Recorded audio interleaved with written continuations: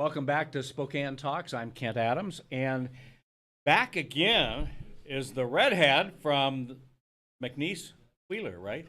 Yep, that's correct. Okay, Tom Shrum. That would be me. That would be you. Okay, all right. We got the right person with the right name. It's been one of those days. We were all just talking about that during the commercial break. And I ran out to plug the meter because there's no parking where I really want to park. And when I came in, it was lightly raining. It was not lightly raining when I ran out. Came back absolutely soaked. Fortunately, it was 20 minutes before we went on the air, so I had time to dry. Hey, people don't care about that. Antitrust. Now, antitrust, is that like government where we don't trust we don't trust No, the it's government? actually where we trust the government because we don't trust the business. Oh, okay. Yeah. All right.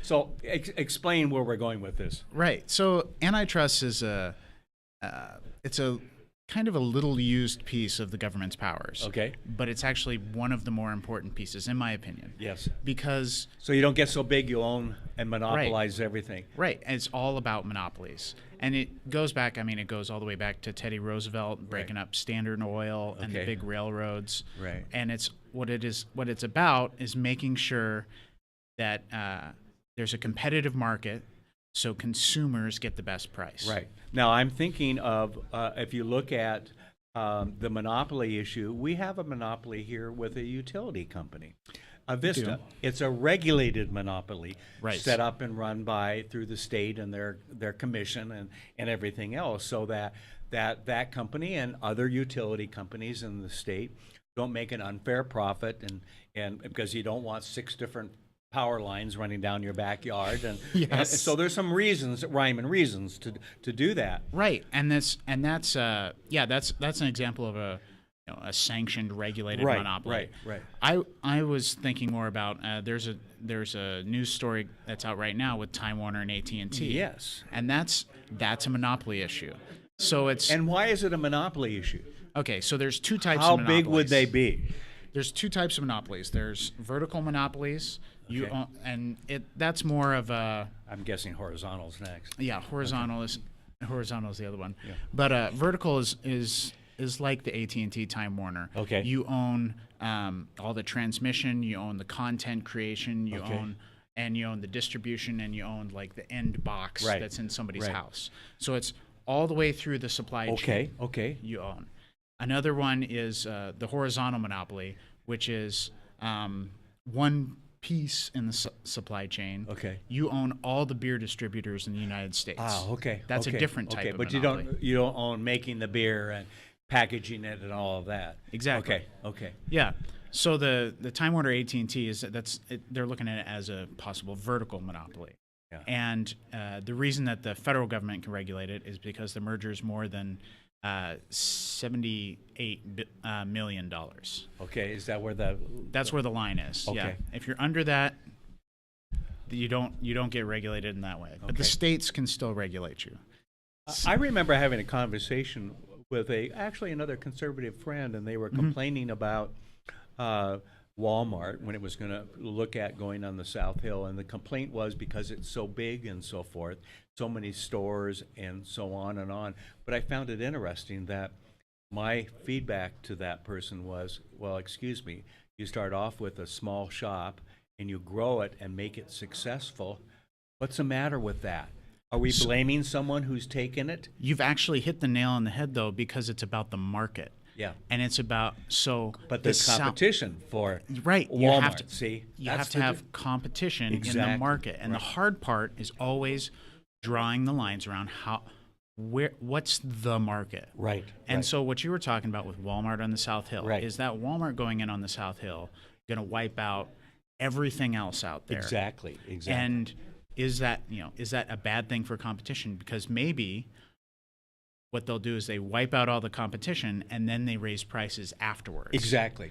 Which is what you were talking about, the opportunity with Time Warner. Right, exactly. By owning that vertical is you control all the costs. You'll keep your content costs cheap, and then you'll charge what you can because you own it all. Well, and also one of the problems with a vertical is your content here, when there's the other vertical over here, that you're competing with, you'll charge them a lot for that content, and you'll charge yourself a lot less for that content. Yes. And so it's those kind of unfair competition stuff. We just want everybody to be operating in a free and open market, where there's real competition, some fairness. Right.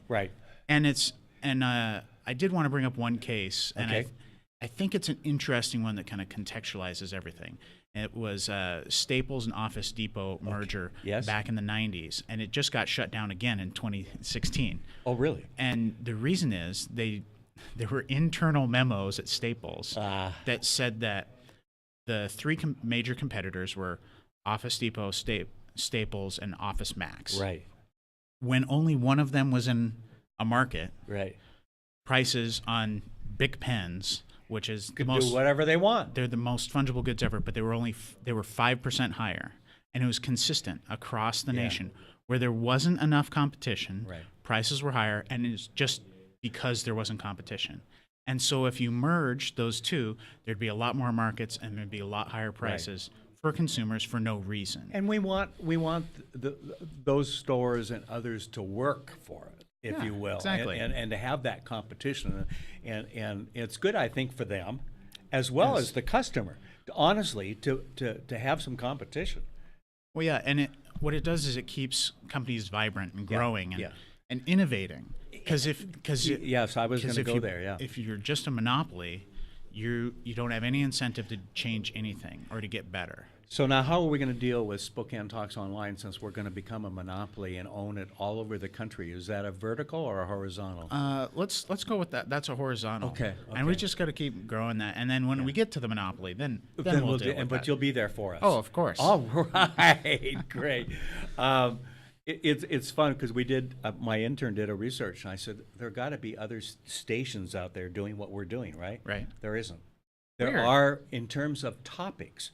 You'll find a sports station. You'll find a, political station or whatever it may be. But no one doing what we're doing, and I suspect that we'll have some competition at some point. But in the meantime, I'm kind of headed in that Time Warner thing. I want that vertical.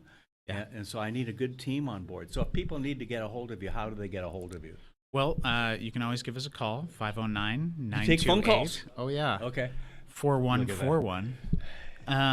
But also you can go to McNeiceWheeler.com. Okay. And it has all our contact info there. Right. And my email, if you want to email me, is Tom@McNeiceWheeler. Wow, how original. Do I have to remember how to spell your last name? I always want to put a C in there. S-C. I know. It's the good German. Oh, okay. And how is that Ryan guy to work for? Is he pretty good? He's all right. Yeah, he's in the other room, so yeah. Anyway, Tom, as always, interesting. And what I like about it is I'm learning stuff, and I hope our audience is too. So that's the fun part, isn't it? Yeah. All right. Thank you very much for coming in today. All right. We're going to take a quick break. We'll be back after this.